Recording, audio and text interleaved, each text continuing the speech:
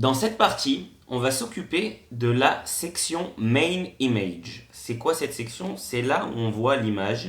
Vous voyez l'image de fond. Très belle image d'ailleurs. Avec ce texte-là, organisez votre voyage sur mesure et ce bouton par ici. Donc on va commencer à mettre les choses en place dans le HTML.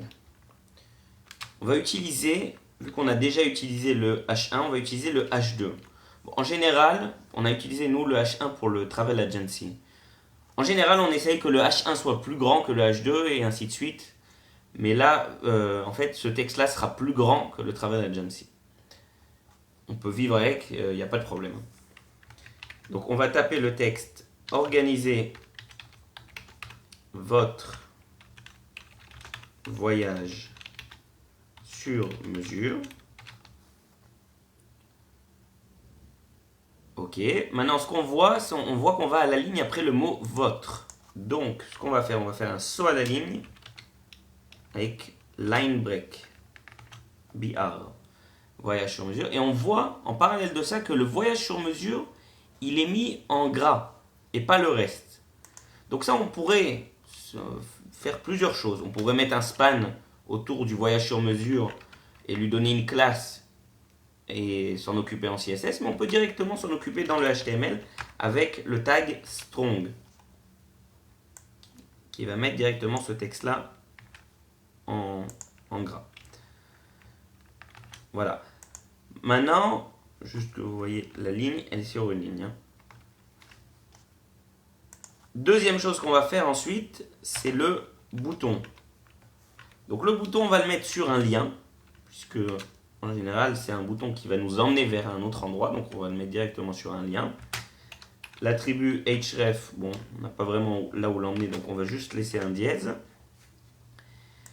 Ensuite, ici, on va écrire le texte par ici, qui est le texte du bouton, et on va donner à ce lien une classe spéciale, pour qu'il ait l'air comme ça en format bouton. On va l'appeler button 1. Donc, voilà pour notre HTML. Voyons voir ce que ça donne. Voilà ce que ça donne. C'est pas exactement la même chose que ça. Donc, celui qui va faire la différence, c'est le CSS. On va maintenant s'occuper du CSS. Donc, commençons. On va faire un endroit spécial pour la section Main Image dans le CSS. Main Image, je l'écris en commentaire. Voilà. Et là, on va s'adresser directement à Main Image. On lui avait donné un ID dans notre HTML. Ok. Deux choses. On doit lui donner une taille et lui donner une image de fond. Donc la taille, on va écrire height 580 pixels. Et l'image de fond, background.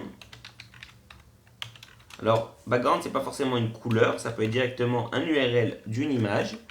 Donc dans notre cas, nous, on va utiliser l'image qu'on a appelée main.jpg. Elle est dans votre dossier. Et on va centrer en fait cette image pour que le pont ait bien l'air au milieu de la page. Voilà pour main image. Donc on va voir ce que ça a donné. Ok, on s'en rapproche. Très bien. Maintenant, qu'est-ce qu'on va faire encore? On va s'occuper du texte. Le texte, on l'a mis dans un H2, c'est organiser votre voyage sur mesure. Donc, main image H2.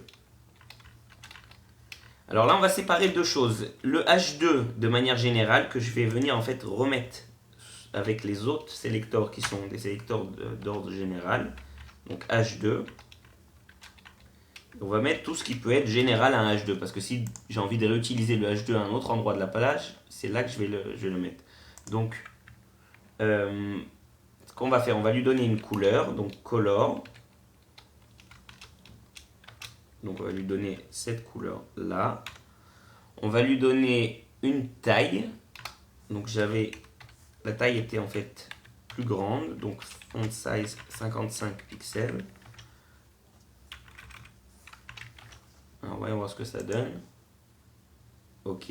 Maintenant, on va les mettre directement dans le H2 qui se trouve dans le main image. C'est-à-dire que ça ne concernera pas tous les H2 de manière générale, mais ça concernera le H2. Donc, vous voyez que le texte, il est tout en gras déjà. Donc, ce qu'on va faire, c'est enlever, parce que c'est un gras qui arrive par défaut, parce que c'est un H2, donc on va l'enlever en faisant font weight normal. Et maintenant, le organisez votre et pas en gras comme on voulait, et voyage sur mesure est en gras grâce au tag strong qu'on avait mis dans notre HTML. Ok, donc maintenant, on va continuer avec, on a vu que le texte était en majuscule. Donc ça, c'est la propriété text transform. Et on va mettre uppercase. J'enregistre, je rafraîchis, et voilà notre texte. Il commence déjà à ressembler à ce qu'il doit ressembler. Ensuite, on voit qu'il est centré au milieu de la page. Donc, on va faire text align center. Très bien. Alors, qu'est-ce que ça donne? Voilà. Maintenant, on va jouer un peu avec le padding pour le placer au même endroit qu'il est dans le site. Donc, on va mettre un padding de 150 pixels par rapport en haut.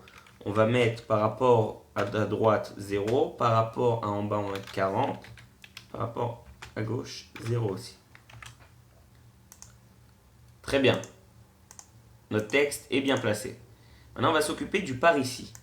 Par ici on lui a donné le bouton, hein, par ici quand je dis par ici.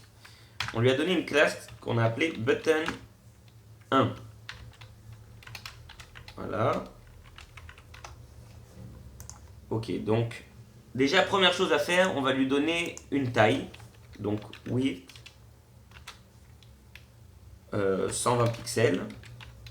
Une hauteur, donc height 50 pixels. Maintenant, un lien, par défaut, il est inline, sa propriété display. Donc, si on veut que ça marche avec le width et height, je suis obligé de mettre display block. Voilà, et on va lui mettre une couleur de fond pour qu'on puisse bien le voir. Background, on va le mettre orange comme il est. Donc le orange, normalement, on avait fait une classe orange. Voilà, donc je vais récupérer le code couleur du orange. Background, et on va le mettre là. Alors, voyons voir ce que ça donne. Très bien, on se rapproche. Okay, on doit faire ça et on en est là pour l'instant. Donc, qu'est-ce qui nous manque? Il nous manque le fait que le texte soit en blanc. Color. Le blanc, c'est le code hexadécimal du blanc, c'est FF, FF, FF. Donc, vu qu'il y a 6 fois F, je vous avais expliqué qu'on peut faire un raccourci et en écrire 3 et je vais juste dupliquer chacune des lettres. Okay, on aurait pu très bien écrire aussi white pour la couleur blanc. Voilà, donc maintenant le texte est blanc. Ensuite, il n'est pas à la bonne taille. Donc, font size 20 pixels. Voilà. Alors, on sait mieux. Ok, déjà on va faire que le bouton soit au milieu de la page. C'est-à-dire à son endroit, pardon, au milieu de la section, comme on l'avait vu, et qu'il n'ait pas de margin. Donc, ce qu'on va faire margin 0 et auto. 0, c'est-à-dire c'est pour en haut en bas, on ne veut pas de marge. Et pour à gauche à droite, du fait de mettre auto, ça va donner la même mesure à gauche et à droite, ce qui a pour effet de le centrer. Voilà. Alors, qu'est-ce qui nous manque encore? Vous savez quoi, on va le faire avec, pour changer, line height. Line height, ça veut dire la hauteur de ligne du texte qui est sur le button 1. On va mettre une hauteur de ligne de 50 pixels. Voilà, ça fait que le texte maintenant il est bien comme ça. On veut aussi le centrer sur le bouton. Centrer gauche-droite, hein, je veux dire. Voilà. Et dernière chose, on s'en rend presque pas compte, mais notre bouton ici il a les bords arrondis. Et là il a les bords droits. Donc comment on va faire ça? Avec la propriété border radius. et on va mettre 3 pixels.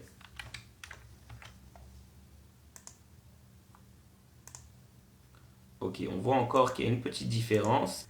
Ok, je sais pourquoi, j'ai en fait juste oublié de mettre une margin dans le H2, c'est-à-dire le organiser votre voyage sur mesure. Normalement, il y avait une marge vers le bas qui le séparait du H2 de 20 pixels. Pour vous montrer ce que ça donne maintenant, voilà.